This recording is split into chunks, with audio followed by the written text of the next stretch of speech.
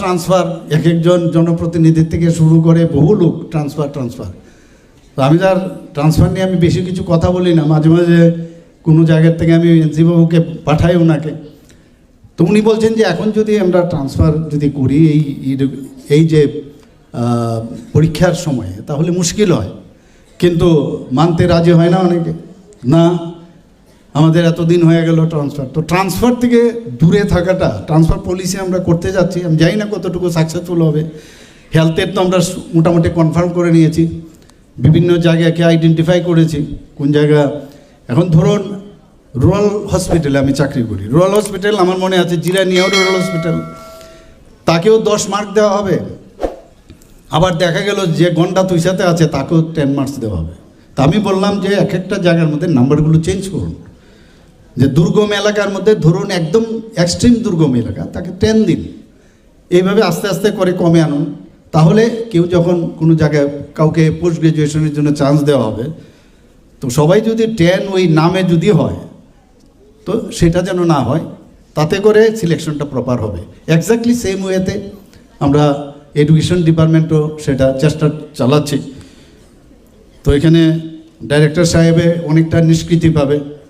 আমি শুনেছি মহারাষ্ট্রে নাকি ট্রান্সফার পলিসি এরকম, যদি ওখানকার যারা মিনিস্টার আছেন তারাও যদি বলে এই সিস্টেমের বাইরে গেলে সেটাকে ট্রান্সফার হবে না।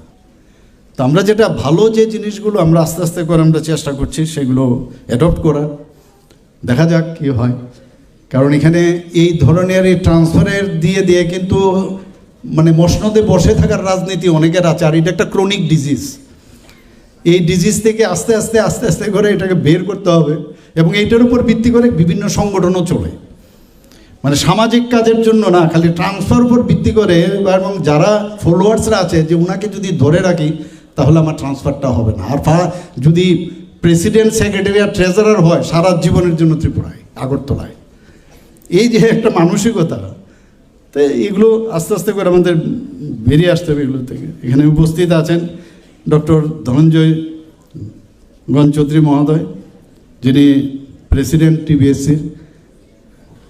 ওনার সম্পর্কে যখন ওনাকে এই স্থানে বসানো হয়েছে অনেক খবরাখবর নিলাম আমরা। নেওয়ার পরে ওনাকে যখন বললাম যে আপনার তো দায়িত্ব নিতে হবে, দায়িত্ব নিয়েছেন।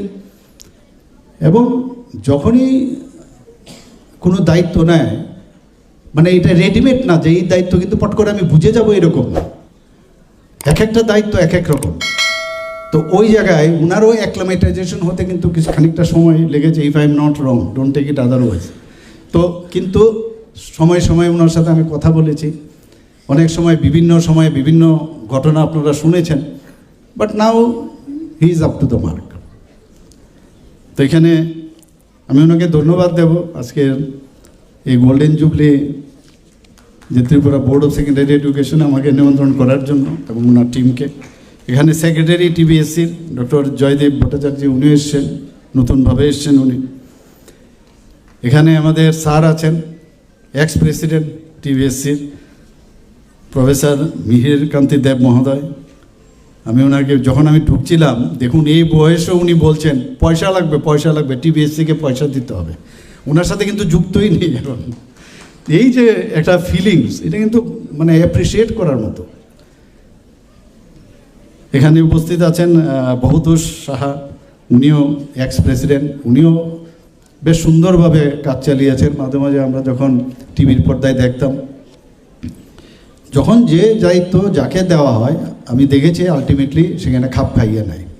এবং এটাই আমাদের ত্রিপুরা রাজ্যের মানে এটা ট্রেডিশন, যে কাউকেই মোটামুটি যদি সব দিক চিন্তা ভাবনা আমরা করি, দেখা যায় যেখানে আমরা দিই, তবে মাঝে মাঝে সমস্যাও হয় অনেক জায়গায়। এখানে শিক্ষার কথা বলা হয়েছে, শিক্ষিত লোকও অশিক্ষিতর মতো কথাবার্তা ব্যবহারও করে অনেক সময়। কি করবোটা কি? তখন মনে হয় প্রকৃত শিক্ষাই নেই ওর। ওই ডিগ্রি আছে, সব আছে, ওই হনু বলেছেন মহারাজজি, অনেকে বলে হনু হয়। তো অ্যাকচুয়ালি এই চেয়ারের যে গরম সেটাও কিন্তু অনেকে সহ্য করতে পারে না। পয়সাপাতি তো বাদই দিলাম, তো এক এক সময় অবাক হয়ে যে আরে এত শিক্ষা, এত শিক্ষিত লোক, তারপরেও কেন এরকমটা করে। তো প্রকৃত শিক্ষা কিন্তু শুধু পড়াশোনা করলেই হবে না, তার জন্য যে প্রতিদিন এই শিক্ষা যেটা পড়ে এসছে এরপরে কিন্তু আর শিক্ষা নেই, মাঝখানে শুধু আবল তাবল কথাবার্তা রাস্তাঘাটে। এই যে ডেইলি পড়া, বেশি জানা, তাহলে গিয়ে তার মধ্যে এই যে গাছের মধ্যে যেমন আম বেশি বেশি হলে গাছটা ঝুঁকে যায়, তবেই সম্ভব হবে। একবার আম হয়েছে এরপর আর খবর নেই। এর জন্য এই সমস্যাগুলো এই কারণেই হয়। আজকে এখানে উপস্থিত আছেন এক্স সেক্রেটারি স্বপন পোদ্দার মহোদয়, শ্রী প্রত্যুষ রঞ্জন দেব মহোদয়, শ্রী দুলাল দেব মহোদয়, আর আমাদের এক্স চেয়ারম্যান টি বোর্ডের, উনিও বোর্ডের সাথে যুক্ত ছিলেন বহুদিন ধরে, শ্রী সন্তোষ সাহা মহোদয়, উনিও মাঝে মাঝে খোঁজখবর নেন টিবিএসসি সম্পর্কে। এখানে অমিত আছে, এখানে আমি দেখেছি একটু অমিত, এবং অন্যান্য যারা অনেক পুরনো যারা আছেন। মূল্যায়ন কিন্তু সবাইকে করতে হবে, আমি বলছি না যে কাউকে মানে মূল্যায়ন না করা, সবাইকে মূল্যায়ন করতে হবে। বোর্ডেরও দায়িত্ব থাকবে যে পুরনো যারা আছে তাদেরকে ডেকে একবার কথা বলা, এবং এতে কোনো লস নেই। কিন্তু আমাদের যা কাজ করার আমরা তো করব, কিন্তু কারোর সাথে কথা বলতে এতে কি হয়, একটা মানে সমালোচনা যেটা হয়, কনস্ট্রাকটিভ সমালোচনা হবে, কিন্তু অনেক কিছু নেওয়াও যায় যে না এই জিনিসটা আমার ভুল হচ্ছে। তো ওনাদেরকেও আজকে এখানে আমি যা দেখলাম প্রপার সম্মান দেওয়া হয়েছে, এতে আমি খুশি। এখানে অন্যান্য এমিনেন্ট এডুকেশনিস্টরাও এখানে উপস্থিত আছেন, এবং যারা অভিভাবক আছেন, এবং যারা টিচার্সরা আছেন। টিচার্সের বিষয়ও মহারাজজি বলেছেন এখানে অনেক বিষয়। এখানে যারা এই টিবিএসসির যারা এমপ্লয়িরা আছেন, ফ্যাকাল্টিরা আছেন, এবং এখানে যারা স্টুডেন্ট, বিশেষ করে যাদের জন্য আজকের এই প্রোগ্রাম।